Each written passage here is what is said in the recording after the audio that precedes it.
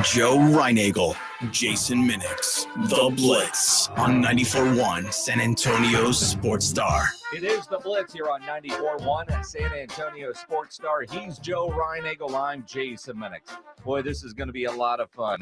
Our next guest here on the Buyers Barricades guest line, a guy that I think has the best gig in all of broadcasting, the great Kevin Harlan. Kevin, appreciate you taking some time out of your busy schedule. Hey, good afternoon, guys. Jason, Joe, good to be on with you guys. And we're looking forward to re-entering the San Antonio city limits with our TNT crew coming up here this basketball season. It's been I can't remember, actually, the last time I was down there and the last time I talked with Pop, but I can't wait to get back down there and see you and see that great arena and this promising team that they're putting together. The Wemby effect means you get to refamiliarize yourself with connecting flights to get to San Antonio and the great restaurants here in our city. But let's talk football. And you know, since the last time you were on with us, because it's been a while since we've had you on talking Spurs basketball, we're now on the fourth biggest FM signal in South Texas. And hearing you broadcast games this past week with that booming FM signal was great. But Monday night, I got it. What was it like in the broadcast booth? All the hype, all the excitement. You're dealing with the weather, but it's Aaron Rodgers' debut, and 4 snaps in, he is done. Yeah, it was the parking lot was filled much earlier than normal with Jets fans tailgating. And remember, Bills fans travel very well, so there was a nice representation of Buffalo fans in that parking lot, cooking out, tailgating before the games. That's how we entered. Then they had the weather deal, and they wouldn't let anybody in the stadium until about an hour and a half before kickoff. And when they did, it was like they were rushing to the front of the line to go see a big concert. It was they raced to their seats and got in the stadium and got their food and everything. And before we knew it, the players had practiced and had gone to the locker room, and the national anthem was being sung, and weather had cleared up. And Aaron Rodgers, as the Jet players are being introduced, has an American flag and races out with a dark stadium and lit with green trim around, and it was magical. It was like if you've watched any of the Hard Knocks, you know what New York had meant to Aaron and how he had kind of infiltrated the organization with his personality and with his leadership and all the things they wanted. And then they have the 3 plays, and on the 4th he falls down, and that was it. It was from pure elation and joy and madness, and then he fell, and it was just stunningly quiet. And those are the things that stand out. Now you're thinking, now what? So they take him away. You know, interesting, an injury like that, and I'm thinking about Kevin Durant a couple years ago in the playoffs when he blew his Achilles, and other players, when they've blown it, it must not be the most painful thing in the world, but there's that quick, sudden hit. And then I think you realize, as an athlete, when something clearly is not connected. And that's how Aaron looked. And I was stunned. He didn't show any grimace. He didn't show any kind of emotion. He showed it was gutty and tough as nails. But he walks off, and this kid comes in, Zach Wilson, who they had drafted very high a couple years ago. He's clearly been up and down, and they eventually win. So the range of emotions Monday night with the season opener, welcoming Rodgers, watching him leave on a cart, having the old answer back in there, the Zach Wilson, and then for them to win a division game on national TV with a rookie free agent returning a punt. It was an incredible array of thoughts and emotions for everybody, including the broadcasters. Well, yeah, I was going to ask you that, Kevin. I can imagine them. You're coming into this game, you and Kurt Warner, you're hyped up. I mean, everybody's been thinking about, Aaron Rodgers starting for the New York Jets for a long time, and then that happens. I would imagine even some of your emotion had to fluctuate a little bit. Well, first of all, you've been waiting for this game because it was going to feature Rodgers since the schedule came out. So you're thinking, my gosh, we're going to get this incredible game with the Super Bowl contending Buffalo team and then an improving Jet team with Aaron Rodgers. And in the first literally, 3-4 minutes of the game, all that anticipation, all that hope and looking forward to is out the window. And now you've got a game that you would have had last year. Now, the thing was, the Jets had played the Bills well last year, won one, lost one. So it was no pushover. And so you knew it would be competitive. Players had built, both teams were healthy. So you had every, important person on the field that you needed for each team. And sure enough, they gave us a close game and then a thrilling, historic end, and it worked out. But clearly now the league is shifting the tilt to the Jets, which every reporter in the country that covers the NFL, every sports talk show host like Jason Yu and Joe Yu, this topic now is shelved, and it's going to be a different look at the Jets and how we view the NFL and certainly the AFC East. The great Kevin Harlan joining us here on the Blitz, here on 94.1 San Antonio Sports Star. We now are the home for Thursday night, Sunday night, and Monday night football. Kevin, you're a big part of that crew. You got Cleveland and Pittsburgh coming up on Monday night. Cleveland certainly looked impressive in their opening win over the Cincinnati Bengals. They did. The Bengals were just out of kilter. There is something to be said about these quarterbacks playing a little bit in preseason. Joe Burrow did not. We know he was injured early in training camp with the calf, and they were incredibly cautious about it. And he had not seen any live snaps except in practice. And he came back and he threw for a career-low 82 yards, and it showed. And that team follows Burrow. He is a indelible mark on the fabric of that team with how he leads and how he plays and how they follow. And so with him playing not a typical Burrow game, and Cleveland, saying, listen, we've got just about everything ready here to go. We just need the quarterback. And even though Watson wasn't great, he was manageable, and they had some other parts that worked well, including Myles Garrett on defense. And so Cleveland comes up with that huge win, and they're feeling pretty good about themselves. That's a win against a team that was picked to win the division in Cincinnati. Kevin, you look at the other side of the coin on that. I think the Pittsburgh Steelers I did not expect that. I know San Francisco is a great team, great defense, but I thought at home that the Steelers would actually put up more of a fight than they actually did. What do you think happened with the Steelers, and do you think they are a team that we should be looking at? Well, I don't know if it was more Steelers playing bad or more San Francisco showing how great they are. San Francisco is loaded. They were loaded last year. Then they lost the quarterback in the NFC Championship game at Philadelphia. And so Brock Purdy had the very intricate elbow and arm surgery, and they corrected the tendon issue, and he spent an off season, slowly rehabbing. And I don't know that any of us knew how he'd be, and he looks like he's not only better than last year, but the arm is as good as new. And it's amazing what these surgeons do now like they'll do on Rodgers and the Achilles surgery. I believe he'll have this week. What they do now compared to 5, 10, 20 years ago in surgeries this intricate and delicate is substantial. Yep. And the recovery time is amazing. Kevin and that's what we saw at Purdy's arm. Kevin Harlan here on the Blitz on 94.1 San Antonio Sports Star. We're also the home of the Cowboys. This is Cowboys country. Your thoughts on this year's Dallas Cowboys?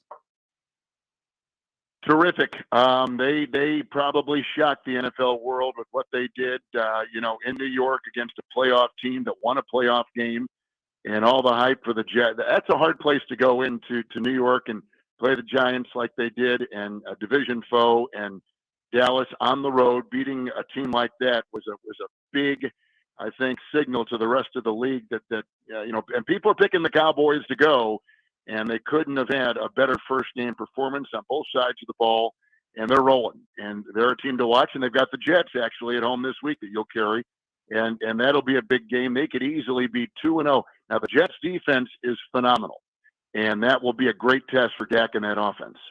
Well, I tell you, it will be a good test for him, and also be a good test for Zach Wilson. That pass rush for the Dallas Cowboys against the Giants, I think surprised even the biggest Cowboy fans.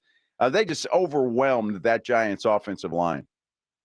And that's a pretty good offensive line with two pretty good tackles, and especially the left tackle. I mean, they've got, like I said, that's a playoff team and a confident team with the Saquon Barkley, and one of the richest quarterbacks in the NFL, and Daniel Jones. That was no team to take lightly, and clearly Dallas didn't, because they were ready to go. So I think to have this kind of a start can set the tempo and the feel of the season. Listen, Cowboys won a playoff game last year. They're making the kind of progress that Mike McCarthy wants to see. I think Prescott was nudged a little bit with Trey Lance being traded for and getting him as the backup. Not that there was any signal there. I think every player plays better when they know they've got competition hot on their heels.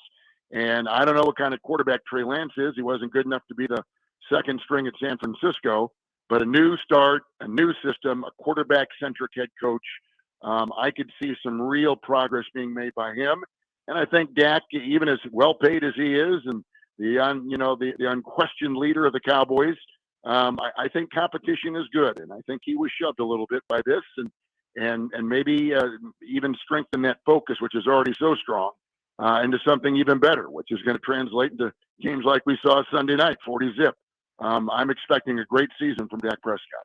Kevin Harlan, we started the conversation by saying you've got the best gig in broadcasting. I would hate to be your travel agent or look in your phone at all the different airline tickets you have and make sure you're where you need to be. So Sunday, I'm watching you on TV. You're doing the TV broadcast of that incredible Chargers-Dolphins game, and then somehow you get across the country with all the weather that was going on for the Monday night game.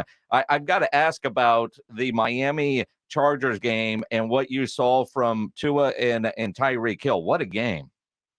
Well, I think it was probably the best game. In retrospect, it was probably the best game of the day. It was certainly exciting. We had some, the great finish of the Jets-Buffalo game certainly was terrific on Monday night.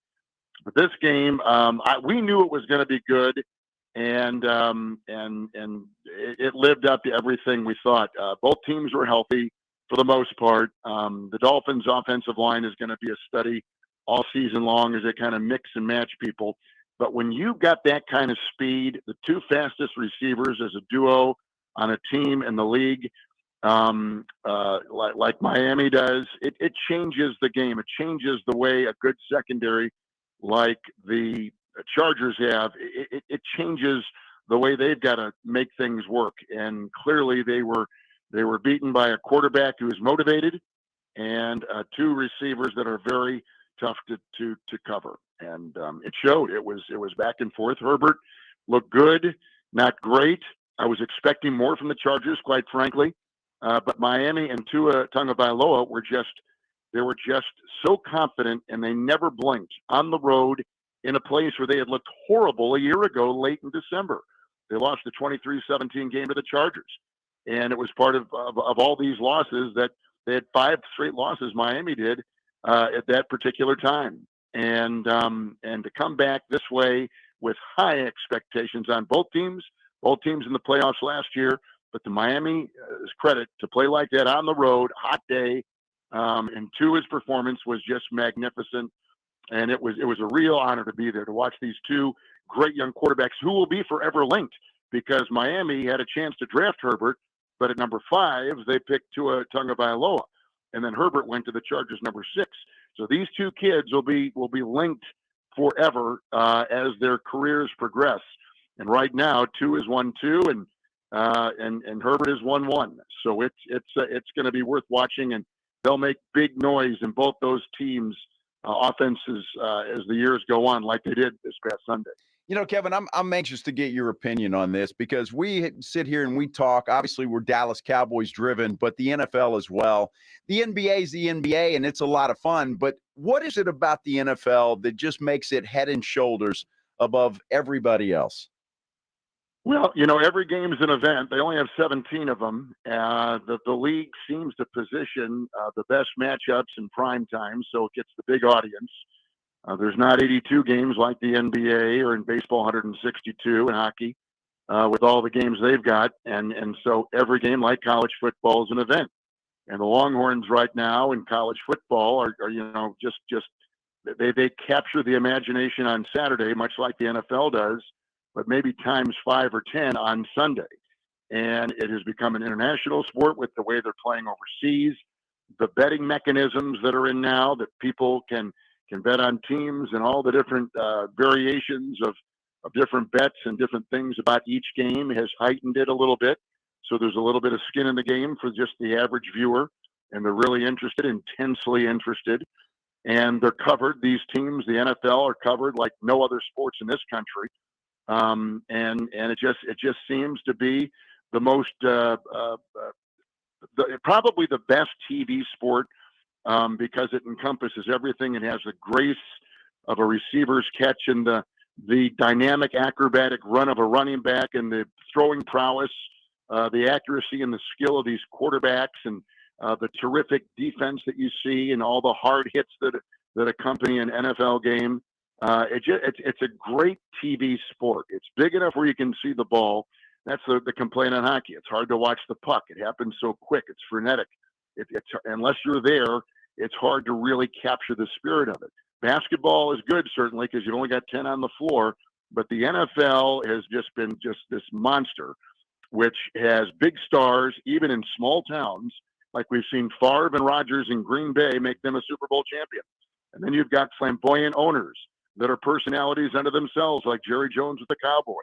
And you got these incredible stadiums that you go in and you just, even in your wildest imagination, you can't even picture how beautiful the one in Los Angeles is, or the one that Jerry Jones has in North Texas. So, I mean, North Dallas. So it's amazing to watch what the NFL has become. My dad was in the NFL from 1971 on, and I was a ball boy when I was 10 years old for the Packers up in Green Bay, so grew up with football.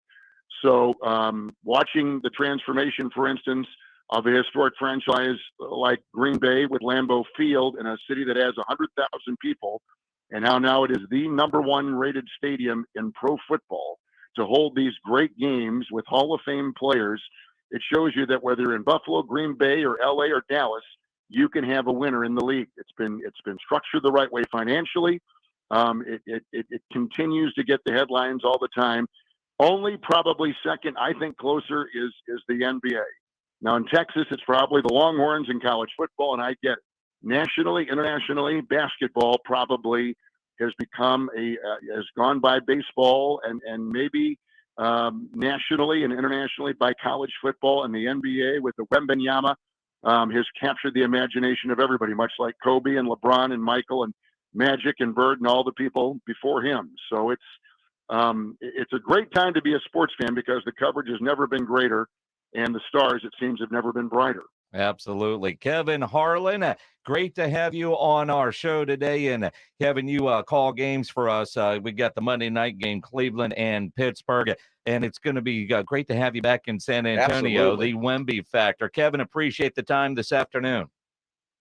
Thank you, guys. Jason, Joe, good to be on. Thanks for carrying our games, and I hope we can talk again this fall and talk more about perhaps what Steve is doing in Austin and how the Cowboys are playing. And I got to believe Houston is rising. The Texans are rising in some form or fashion. But I know in San Antonio, it's all about the Spurs. That's it. And your newest prize. And let's hope he turns out as good as Robinson and Duncan before him. He's right in line. Three's a charm, and this may be again another wonderful moment for basketball fans in the San Antonio area. Well said. Appreciate it, Kevin. Thank you. Take care, guys. Thank you. Appreciate it. Kevin Harlan on the Buyers Barricades guest line, where they provide traffic control, rental, and sales for San Antonio and beyond. Online at buyersbarricades.com. Wow. The Wemby effect. Kevin Harlan's going to be here in a month. That's pretty cool. Yeah, on a preseason game they're going to cover, right? So, man, I tell you what, he's just one of the best in the business, and it's fun to talk to a guy like that. You know, so much to digest with some of the things that Kevin talked about, whether you're talking about the Cowboys or just being there for the Aaron Rodgers game. I didn't want to tell him about, I don't know, the Texans. They are on the rise, but it's going to be a while. Speaking of the Texans, Anthony Richardson not on the Colts injury report, so he is looking like he'll play this week against Houston. That could be a pretty good football game between the Colts and the Texans, the Suck Bowl. Sometimes two bad teams make a pretty good game.